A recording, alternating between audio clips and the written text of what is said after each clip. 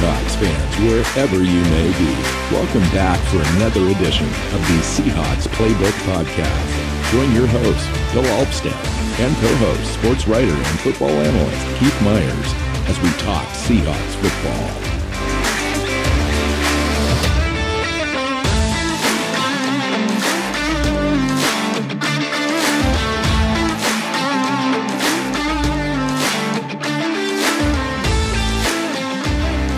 Hey, Seahawk fans, welcome back to another edition of the Seahawks Playbook podcast. I'm your host, Bill Alvstad, sitting down with co-host Keith Myers. Super fun show today. It's our Mock Draft 2.0 show, Seattle Seahawks 2023 draft. It's an exciting show. We've gone through the Senior Bowl. We're getting close to heading towards the Combine this week. And just a look prior to the Combine as to where we are with our mocks. And Keith and I have both come in with independent mocks. I don't know what he's got going on. He doesn't know what I've done. The only criteria that we had prior to this is that we could use up to 2 trades to help manipulate our board. And so I have no idea if you use your 2 or whatnot, but we'll have a fun show, talk about a lot of prospects. Welcome in. I did use both my 2, and Seahawks fans are probably not going to like the fact that I traded down twice with both once each with each first round pick. So, but I stacked up a bunch of other picks by doing it, including 3 picks next year. So, yeah, actually, let's go ahead and start there. What did you do for your trades? Well, I stayed at 5, Okay. but I'll let you know. Why don't I'll run through my trades as I come up on them. Okay, we can do that. I did 2 trades, one in the first round and one in the 5th round. Okay, so you started at 5. Yeah. So who'd you pick? Yeah. So the way that my board fell, Myles Murphy ended up going number 1 overall, which is kind of crazy, but it could happen. Will Anderson Jr. was the 2nd pick off the board. Christian Gonzalez, the cornerback out of Oregon, was the 3rd pick. CJ Stroud was the 4th pick. And then I went with Jalen Carter at number 5. And the reason that I did is I couldn't not. He was the pick at 5. I told myself before I started my mock, if Jalen Carter's sitting there or Will Anderson, one of those 2, I would probably have to stay and take that pick. I was willing to trade out of it if I needed to. Those guys were off the board and I wasn't looking for the quarterback or the right quarterback. It just wasn't there for me. I thought I would go ahead and trade out, but I stayed there, picked Jalen Carter, super happy, solves one of the hugest issues, one of the biggest issues I've had on the defensive side of the ball on this team for quite a number of years, and is immediate starter and immediate impact player at 5. Wow. See, I got down to Jalen Carter went number 1 overall to the Bears in mine. And then Bryce Young, Christian Gonzalez, Will Levis, Will Anderson Jr. Oh, wait, that's the 5th pick. Anyways, I got down to the 5th pick and I saw CJ Stroud, Will Anderson Jr., Tyree Wilson, and Myles Murphy all sitting there. And I'm like, I can move down and get one of those guys and be happy. So I went ahead and traded with the Falcons, which dropped from 5 to 8. Picked up a 2nd round pick number 44 overall, to move down those 3 spots. But that gives me another top 50 pick. And so I went ahead and do that. And lo and behold, CJ Stroud was still sitting there at 8. And so yeah, that was my pick. Seattle gets their quarterback of the future, a guy that is got everything you'd want prospect wise, arm, mobility, reads the field, well, though the one thing is he's throwing to guys that are open because they're better than the cornerbacks are playing.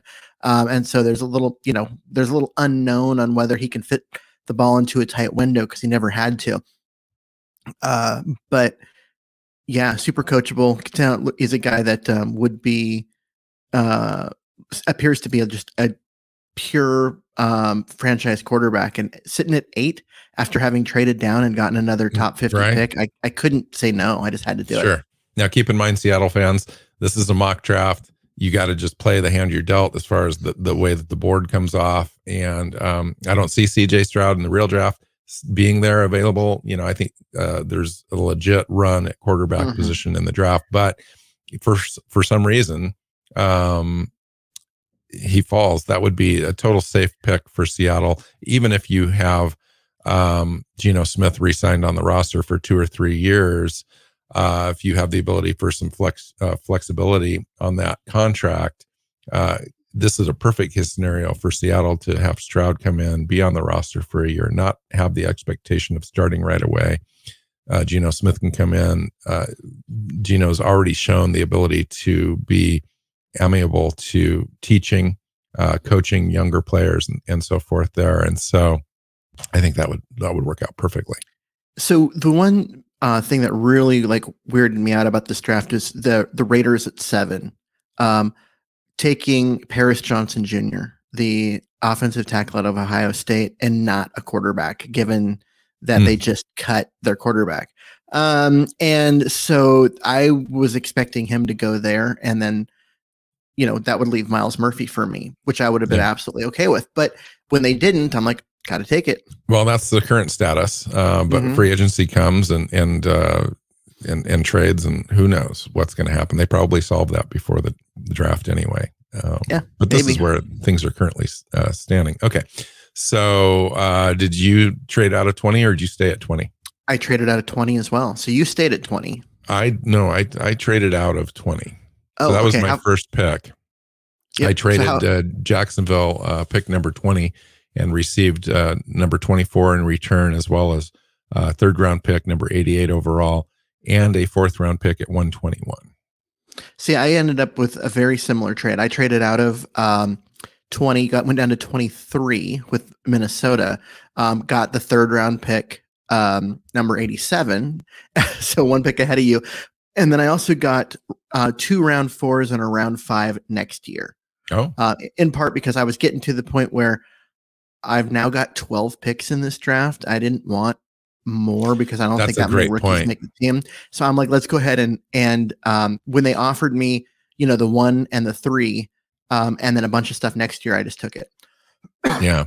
So the reason that I traded is the guy that I kind of had my eye on at the 20th pick was actually Anthony Richardson at quarterback, and he went to the Tampa Bay Buccaneers at 19 prior to my pick. Jacksonville then came up, wanted the tight end Michael Mayer. I needed to move out. I had a number of different options I could have done at the 20 and value, similar value on the board. And so after I traded out,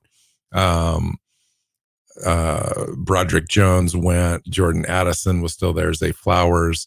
But I wanted the offensive lineman at the right guard position in Cyrus Torrance. And that's who I selected at 24 overall. Yeah. At 23, I was looking at kind of the same thing. You've got a bunch of players that I didn't think would, you know, Seattle was really looking at. A lot of offensive tackles and a couple of slot receivers, and I just wasn't excited about that. Broderick Jones, you know, that kind of thing. And so I went ahead and traded cornerbacks. Yeah. I went ahead and traded back, but I traded back knowing that Brian Breesy would be there at 23, simply because he always seems to be there at some between 20 and 25 when I need him to be. And he was. So he was available at 23. I went in and took him. They got their nose tackle, their big defensive lineman that's going to come in and make an impact and improve the defensive line there in the first round. Yeah. So Brian Breesy went 18 overall to the Lions in my draft. Okay, so moving down to the next pick, I stayed at 37 in the second round. Keith, did you? I did as well. Who'd you select? You're not going to like this because I took Osiris Torrance at 37. Nice. There are occasions where I do a mock and he falls that far. And sometimes not. So I wasn't going to take any chances. See, he wasn't the guy that I had kind of targeted in this spot. I expected him to go sooner. And I was looking at John Michael Schmidt, the center out of Minnesota. Right. And I figured that he would be available in this spot. But when it turned out both of them were, I went ahead and took Torrance. Now,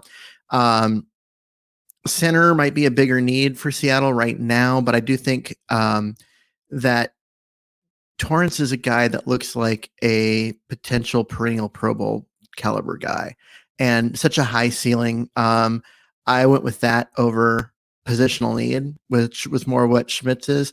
Mm-hmm. Well, I would have been happy with either one of them, but Mm-hmm. Torrance he's just the better prospect to me. So I went best player.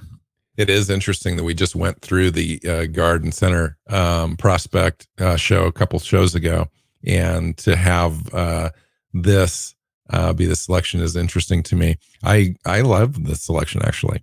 I went with Keon White, the defensive end edge guy out of Georgia Tech, rising up some boards, going to test super athletically, has got the size at 285, the length, the power in his hands and so forth.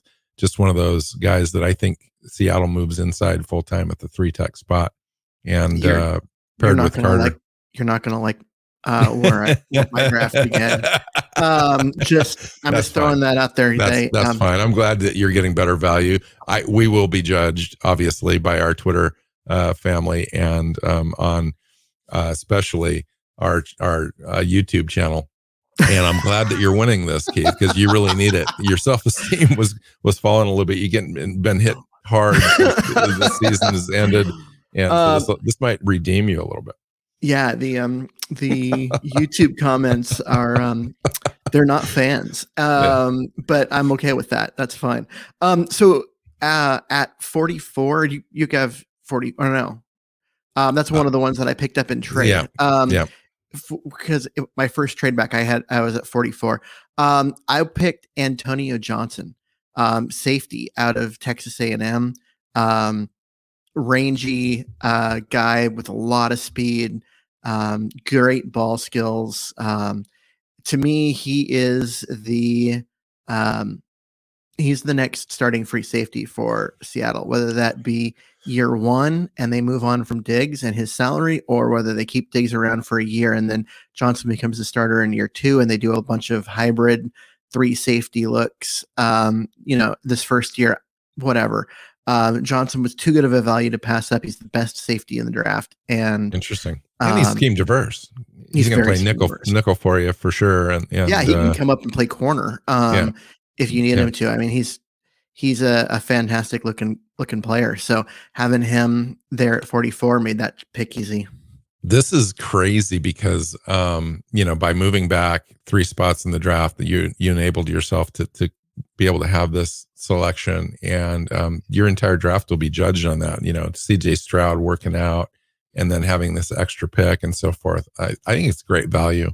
I had my native pick at 52 is what we're talking about now.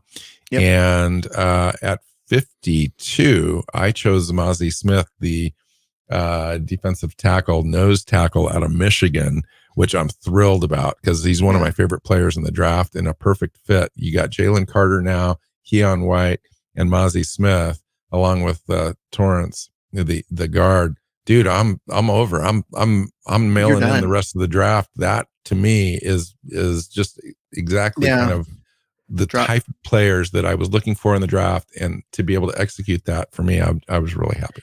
Yeah, drop the mic and walk away because you've got 2 starters on your defensive line and an elite edge rusher. That you've just completely rebuilt Seattle's front 7 in one draft. That's a fantastic draft for you. At 52, I took Keon White. Nice. Great value. Great value. Really. I mean, I got a good grade on him earlier at 37. 25 picks later. Actually it's 15 picks later, but whatever. But yeah, same things that you said. Just he's an elite edge rusher. My plan was actually I was looking at someone like Mazi Smith to be there in this one, or Tui Peloto out of USC as another potential kind of target in this round. But when Keon White kept falling, I'm like, well, this is going to be easy, and went ahead and grabbed him there at 57. Yeah. So yeah, exciting. I mean, we've done really well, both of us so far at the top of the draft, and that's kind of where you need to do your best work, and I think both of us really did. All right, so where am I at next? 83. I am at 83, which is okay. So at 83, this is kind of the player that I was hoping would fall and be there in my mock, and was the quarterback out of Tennessee, Hendon Hooker, at 83. Just added a cherry on top to my interior focus earlier, and was the player that I needed to develop at the quarterback position in a similar sort of situation you chose at the top. And Stroud, the proven prospect, the guy that doesn't have the ACL, the younger prospect, Hendon Hooker's sitting there from Tennessee, and I'm thrilled because I think he's got one of the highest upsides of any quarterback in this draft. Oh, if Hooker hadn't blown out his ACL this year, he would have gone much earlier. My only concern with him is his age. He's just an older prospect. He's and there's a very low hit rate on old prospects. So yeah. But God, you look at his tape before his injury. That's an NFL quarterback. And Pete's going to love him because he takes care of the ball. He plays within the system. He does both of those things, and he's got a beautiful deep ball. He can hit those long passes with best accuracy. Deep ball thrower in the draft. Yeah. And so he both does well on the deep ball, and he takes care of the football. Pete's going to love him. It would not surprise me at all if he ends up in Seattle's actual draft. For those reasons, and the fact that you can get him with a third round pick because of the injury. Yeah. Seattle does have a history of third round picks becoming starters. So you have the 83 native pick still? Yep. I have 83 and 87. I have 88. So go ahead. Yep. So at 83, I went with Henry 2020, the linebacker out of Alabama, middle linebacker, guy to go in there and stick next to Jordan Brooks, fast, rangy guy, very sure tackler. He's like an instant upgrade there in the middle. And here in the third round, it felt like a really easy pick to upgrade the front seven for Seattle. And that's a great pick to add next to Jordan Brooks. Depending on what they do in free agency, and Jordan Brooks probably won't be ready for the season. This is a good pick. But I do like him paired with Brooks as a replacement for Cody Barton. I think that's a great pick. But you're right. They probably go into the season with Cody Barton as a starter because of Brooks, still trying to work his way back from the ACL. Yeah. And at some point mid-season, Brooks will be back, and you want, you have a guy like Tuatua there to beside him, and I think that's just a really good pairing. Yeah, interesting. All right, so I picked up an additional pick at 88 as part of my first round trade out of 20. And with that, I selected Zach Charbonnet, the running back out of UCLA, excuse me. And again, I'm feeling really good about my draft at this point. I've hit home runs, I think, on every pick. And I've got now 6 picks inside the top 100 and finished that out with Zach Charbonnet. It's a perfect scheme fit for Seattle to complement what we've currently got in Ken Walker Jr. Or Ken Walker III, excuse me. A guy that can run between the tackles, gives you some flexibility to be a 3-down back if you need that. He can carry a series or 2 each game, catch the ball out of the backfield really well. It's got a nice lateral quickness about him and good power and speed. So it's a great fit for Seattle. Yeah, he's the power back to match the speed that Ken Walker has. I had one pick earlier at 87. I'm sorry.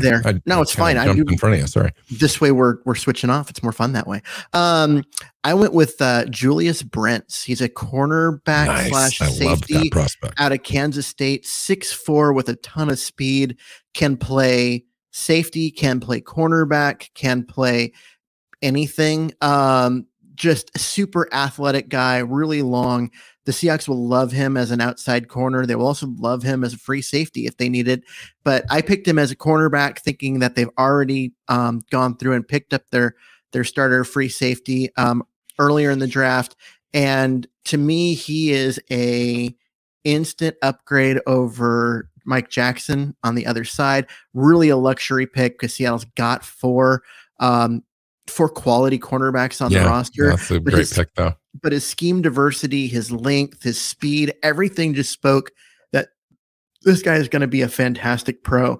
And I have an extra pick. This is the advantage of moving down a couple of spots, is that you end up with these extra picks in the top 100 that you can go and get a really good player that maybe not be at a position of need. And so Julius Brents was my pick there.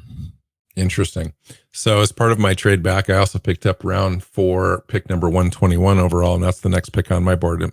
Is that the next pick? Yeah, I've only got native picks from here out. Okay, so my guy that I was pretty excited about, actually, it ended up working out for me as far as just being patient on the offensive line, and I'd already picked up Torrance to play right guard. I picked up a center at this point in the draft, the Michigan center, Olusegun Oluwatimi, the guy that we talked about in our interior offensive line show as being kind of underrated, Outland Trophy Award winner as the best offensive lineman in college football. This guy is a good scheme fit for Seattle, a little undersized at, I think, 305, and comes in and has an opportunity to at least compete for the job right away and could eventually be a starter on this offensive line. Yeah, I like that pick, especially there. That's great value. That was at 121, right? Yeah, and I also had a 123. Yep, at 123, because like I said, I've only got native picks for Seattle from this point out. I went with Tyler Scott, the wide receiver out of Cincinnati. Slot receiver, guy that is going to come in and be a third receiver, be a slot guy, lots of speed, and a lot of productivity in college. The Seahawks need to get a receiver in this draft because they have 2, and that's it. And they need more guys at the position that aren't, journeyman veteran type things that are more backup caliber. And so to go get a guy like Scott, possibly a future replacement for Tyler Lockett. I didn't see him that way. I saw them as more of a compliment because he's going to be on the inside. Interesting. So I went in a completely different position, different direction, I should say, at the same position. I went with Dontavian Wicks, the wide receiver out of Virginia. And Dontavian's is 6'3", ran a 4.4 340, 208 pounds. I just see the tremendous upside with this guy as a guy that can compete right away in Seattle's offense as a number 3 or number 4 wide receiver and play special teams as he adapts to the NFL, learns routes, etc. I just thought it was a great value pick at 123.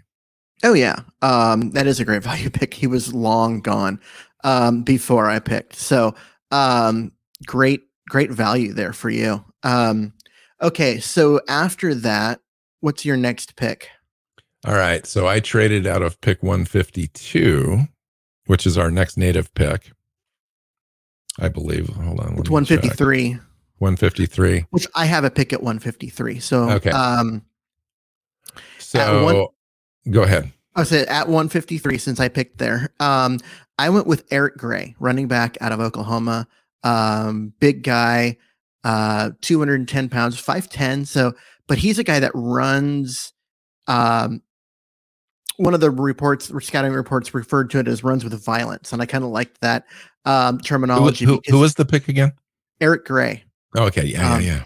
He's got a bit of that Marshawn Lynch attitude to him, where he would rather run people over than run out of bounds, and just always is in there, hits hard to tackle, good natural balance.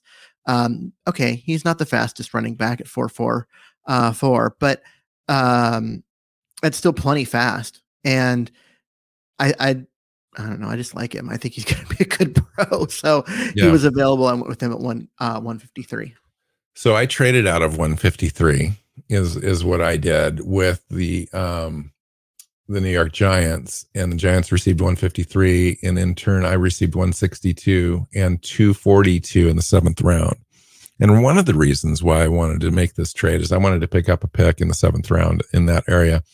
Seattle has a native pick at 238, I believe, the Houston pick that did not convey for the Reed trade that we made a couple years ago. And they just don't have it yet on the mock drafts. And so I kind of wanted to put myself in a position just to have that. So that's kind of what I did to play that game in this. But at 156, I ended up choosing Owen Papo, the linebacker out of Auburn, for the same reason you chose your linebacker earlier in Tuatua, the guy from Alabama.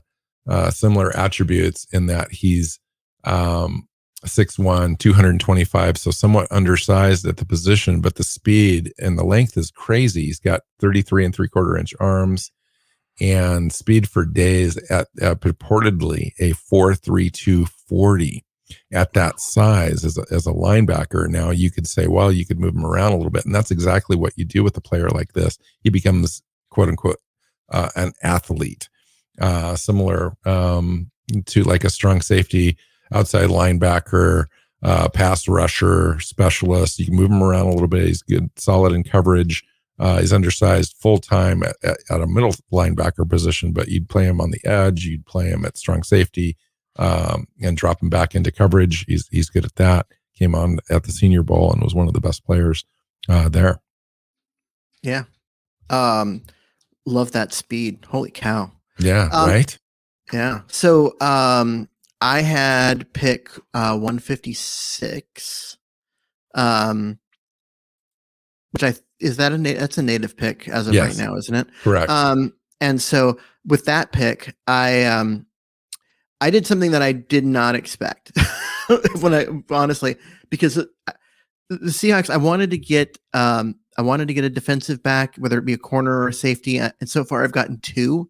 But at 156, there's a guy sitting there that I just liked. And so I went ahead and drafted him anyways. I got another defensive back in Anthony Johnson out of Virginia. You're not going to like my next pick. Is it Anthony Johnson out of Virginia?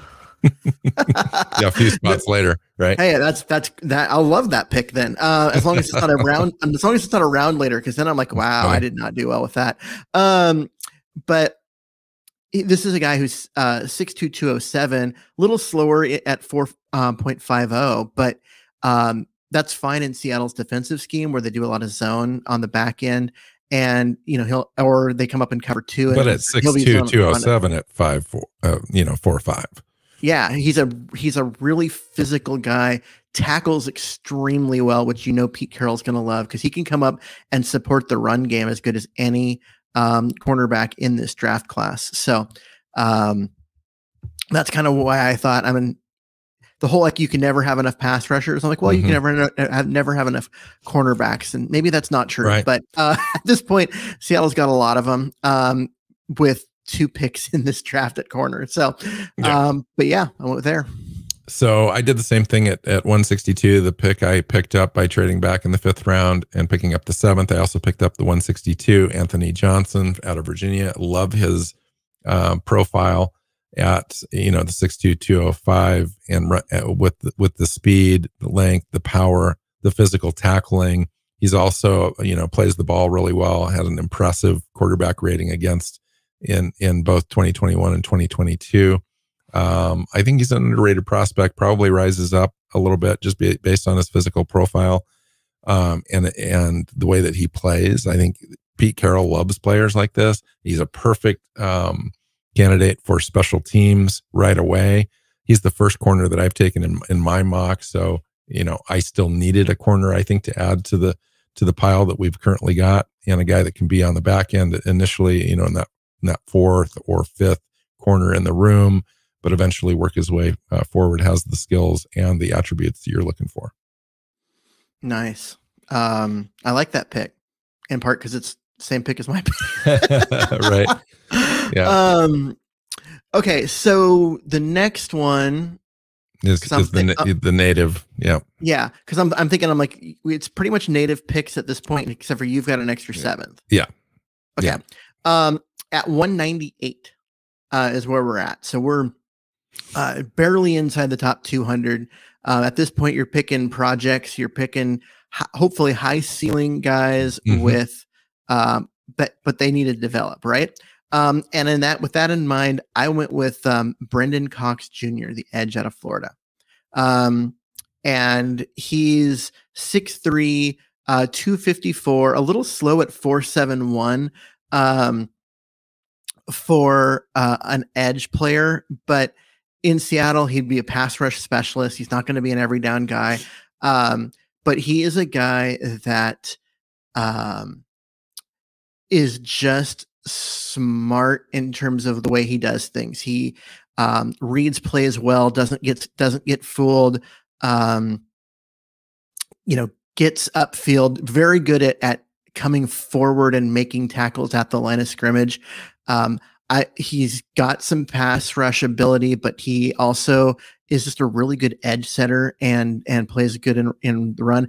I could actually see, even with his size in the 270s, I could almost see him moving inside to play inside a little slow, but yeah, he's got that like chase and tackle defender kind of ability that you would see from a middle linebacker. And he does it from the outside, moving forward, and just coming up and making a lot of tackles at or behind the line of scrimmage. And that's something the Seahawks need. Perfect. Yeah, I love that pick. My native pick, I did not have a safety yet and was looking at that position. This is a great spot in the draft to kind of acquire a guy like that, can come in right away, make the roster, and then play special teams, work himself in. Ronnie Hickman, the safety out of Ohio State, fit the bill, runs a 4.45 40 at 6'1", 209 pounds, has the length with 32.5-inch arms, but it's that speed. The quarterback rating and so forth in college was very consistent. Quarterback rating when targeted as a freshman at 56.3. As a sophomore, that dropped off a little bit when he was asked to come up and be in the box a little bit more. And then in 2022, again, elite at 33 or 34.7. Just a fluid athlete, gives the Seahawks an opportunity to groom him while he's playing special teams. And then in my last pick, I kind of wanted to be in this area of the draft just so I could really kind of check out prospects and so forth. Isaiah Land was a guy that I was considering. We've talked about before, Kyle Patterson, the tight end, Max Melton, the cornerback. I'd already had one of those. I felt like I needed another edge player, and I looked at Lonnie Phelps and kind of fell in love with his game, really, and his hair too. He's got amazing hair. But this prospect, 6'3", 251 pounds, runs a 4.6 40, which is what was really attractive to me, was the speed. He's shorter, not shorter in stature at 6'3", but lengthwise somewhat short at 32.5-inch arms and a 76-inch wingspan. So he's a guy that might transition is to be a linebacker for you at that speed if he can handle that responsibility. Or you can move him around. He can be a guy that rushes off the edge. You could bulk him up a little bit, and he could work inside for you a little bit. Special teams guy, just a player I would want in camp to see if he could develop into something for you. And that was it. That's my draft. I like that pick. Yeah. So I ended up with 12 players. Yeah. And 3 picks in next year's draft. You ended up with 13, didn't you?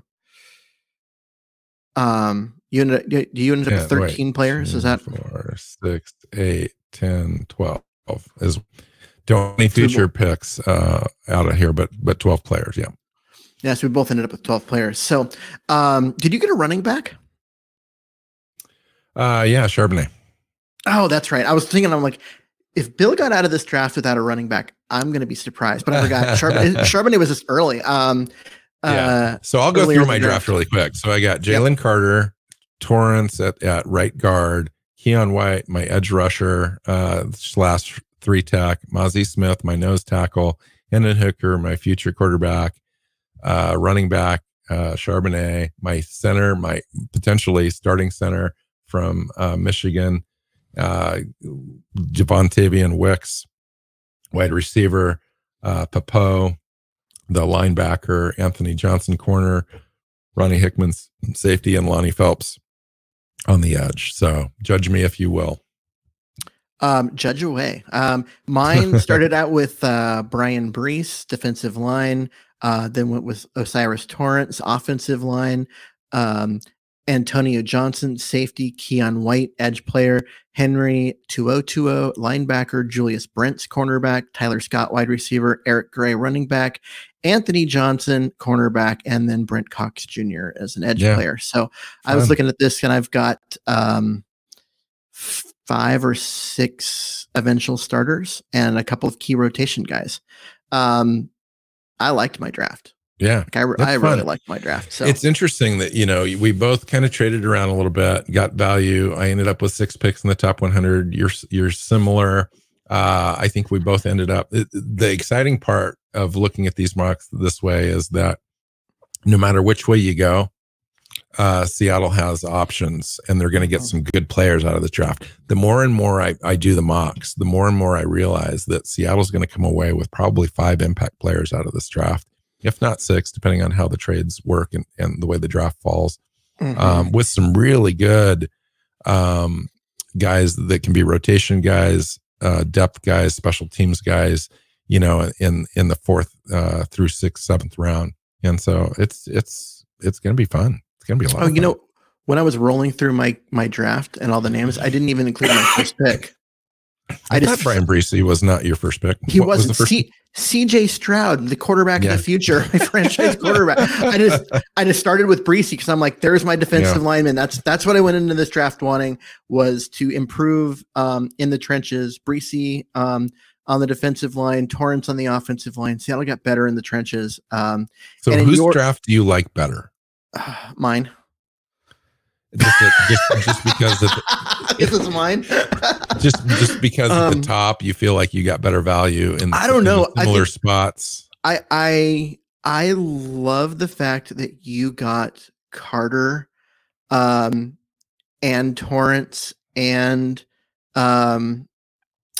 you just got a lot of defensive front 7 guys, and you had Torrance there as well on the offense. I think the team got really good with your draft because they took what was their weakness, which is the defensive line, and turned it into a major strength. With my draft, it was more kind of planning for the future, where I was with a guy like Stroud. There's still a lot of now players, White, 2020, Brees, Torrance, but you get Stroud at the top is more of a looking towards the future. Antonio Johnson at safety is looking towards the future. Julius Brents at cornerback was looking towards the future. And so there was there's a lot of value there. There is, your draft it's all is completely looking forward. It's looking like not next year. I think your draft is completely defined by the Stroud pick. In that that's the future. You picked him at the spot that you picked him to be the quarterback of the future. And so the entire draft will, eventually will be judged just on that, and everything else that you did. You had great picks. I mean, obviously, but it's going to be Stroud, or it's Stroud or bust on that thing. And I think that I can see Seattle do that. They can fall in love with one of these quarterbacks. It might not be Stroud, could be Young, could be Levis, could be Richardson, could be Hooker. And it's fascinating to me which quarterback they really love and who they can't leave the draft without, and what they will do to go up and get a guy or pick ahead of where they might be going in the draft. I'm talking about Richardson. Maybe they fall back from 5 into the 8-9 spot. Maybe it's Richardson right there, or maybe it's Hooker, and instead of at 83, they got to pick him at 37 or 52. And it might shock some Seahawks fans, but if they really believe that that's the guy, then they go get him. You got to go. You're right. You're right though about the fact that this draft will be judged Stroud or bust, despite the fact that you could get 5 or 6 other starters out of this draft and have it be really good. If Stroud doesn't work out, no one's going to care. Right. Because you wasted your, first pick in the first round. Yep. Whereas with yours, Hooker is down in the 3rd round. If he doesn't work out, and he's just a 3rd round flyer that you took on someone when you had a bunch of picks. And so what? That's why I think this is sneakily, to me, the way I think Seattle might view this thing is build the roster and get the guy in the future versus build the guy in the future with the first pick and pass on a couple of the guys at the top where they have unique skill sets. I don't know. It's just, it's fascinating to me. It just worked out in mine because I was able to move down from 5 to 8 and get a second round pick. And I moved down from 20 to 23 and get a third round pick. So I'm getting an extra second and an extra third. The moving down and picking up value helps that Stroud pick for sure. But then again, if Stroud's sitting there at 5, Seattle may pounce, depending on how they view him. Yeah. So being able to get those 2 extra picks definitely helped my draft overall. And you did the same thing. Like you moved down, got an extra second, then you moved down in again later and picked up some extra picks. So the extra picks always help. And we have, and like you mentioned, you had a comment, it was kind of offhand, and I don't know if everyone picked up on that, but we already have 10 picks. Like, how many rookies do you need coming in? I couldn't imagine Seattle coming away with any more than 12, which seems high to me right now. I do like the idea that you turn some of those into futures, which I think that's realistic as well. Yeah. I mean, the Seahawks have 10 native picks right now. And they, by having those 2 trade downs, I ended up with 12. John Snyder wants a minimum of 10 every year. 11 is kind of his sweet spot. 12 is on the high end. And so looking at this, I didn't want to get way above 12 because I didn't think that would be realistic. So I tried to manipulate it in a way that I could pick up 2 picks, but I didn't want to pick up a lot more. So. Cool. Fun. Okay. So we're going to do this again after the combine at some point. I think the first week of March, right before we get into free agency, and we'll kind of see if we changed after the combine, which will be interesting to me. All right, let's get out of here. Find Keith on Twitter at Myers NFL. You can find me at NWC Hawk. The show is at Hawks Playbook. Find us on your favorite podcast platform, whether that be Google Podcasts, Apple, Stitcher, any of them really. And then YouTube, obviously we've got our YouTube channel. Make sure you hit the subscribe button, 3 shows a week, and we'll see you next time. Go Hawks. Go Hawks. Seahawks Playbook podcast listeners, thanks for joining us for another edition of the show. You can find us on Twitter. Bill is at NWC Hawk, Keith is at Myers NFL, and the show is at Hawks Playbook. You can listen and subscribe to the show at SeahawksPlaybook.com.